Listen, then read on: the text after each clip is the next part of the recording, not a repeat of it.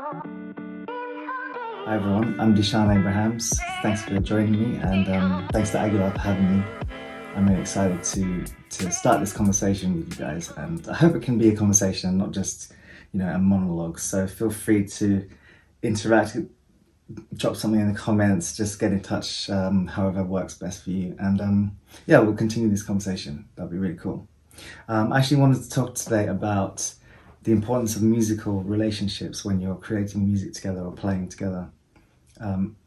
It's very difficult to make music that has a great vibe, that kind of expresses some kind of emotion, that communicates or connects with an audience in any meaningful way if those things don't exist within the members of the band, the people playing the music.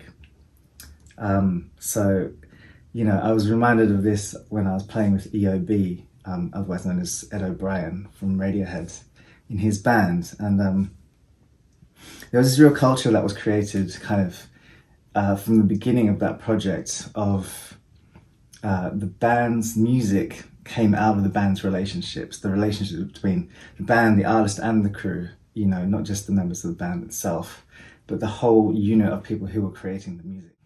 I think in that situation for us where the gig it was very much encouraged for us to make the music our own and to find our own voice within the parts that were created on the record, because we didn't play on the record. So you're in a situation where you're interpreting someone else's parts, someone else's kind of groove and feel and intention, but you're trying to do it in your way.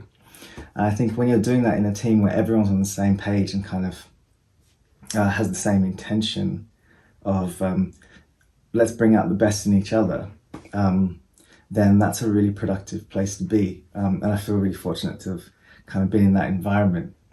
There was also some great music that we got to play. Nathan, he's played on a couple of tracks.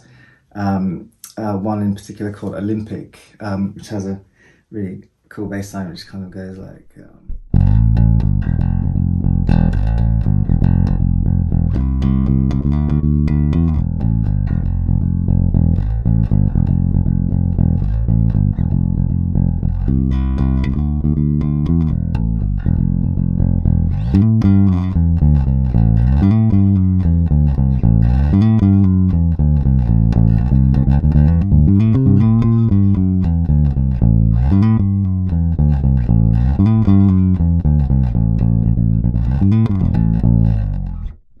Even if you're just starting out, if you're just starting to play and starting to find what you want to say with music and your instrument, you find your voice, all that kind of stuff, you can still be doing this. Relationships are still important, is what I mean.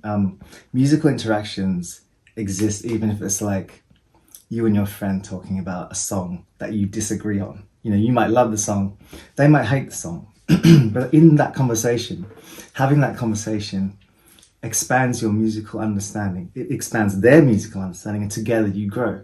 And you kind of have this relationship forming where if you hadn't had those conversations, you would have seen a certain song a certain way. Someone can bring in, by the end of the conversation, you might both agree on the song, you might both hate it, you might both love it.